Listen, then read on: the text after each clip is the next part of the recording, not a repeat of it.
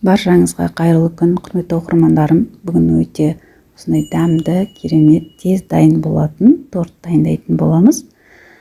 Каналыма тіркеліп, қолдап қоюды ұмытпаңыздар.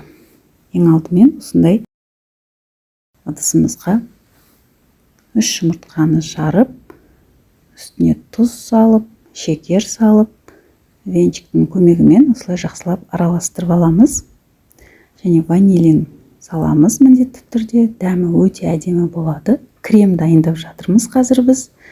Үстіне жылы сүтімізді құйып араластырып, крахмал саламыз. 4 ас қасық крахмал салып, газдың астын жағып, осылай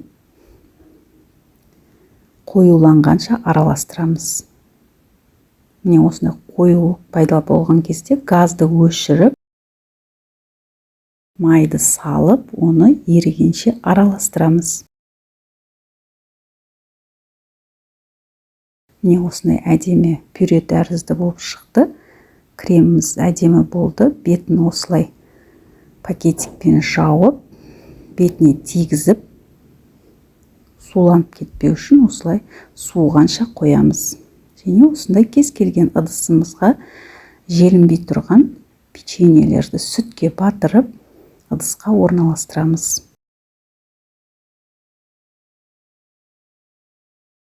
Үстіне жаңағы жасаған кремімізді, бұл заварной крем, кремді жағып, осылай әдемелеп бір келкі етіп жағып шығамыз. Енді тағы печеньені қойып шығамыз. Каналыма тіркеліп, қолдап отыруды ұмытпаңыздар. Міне осылай кремді жағып, мен ортасына банан қойдым. Қоймаса да болады, бірақ өте дәмді болады бананменен. Бананнан соң тағы кремді жаққаннан соң үстіне печеньені саламыз.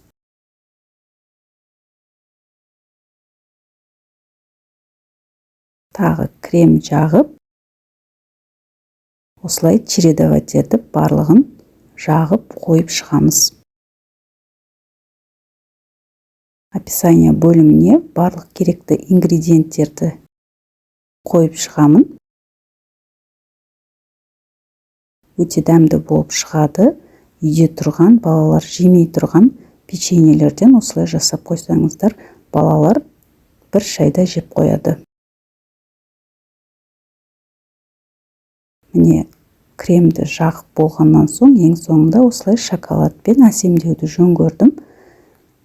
Какао сепсеңіздер де болады. Міне қабат-қабат әдемі тортымыз дайын. Енді осыны холодильникке бір түнге қою керек негізі. Менің балаларым шыдамастан 2 сағатта алып қойды.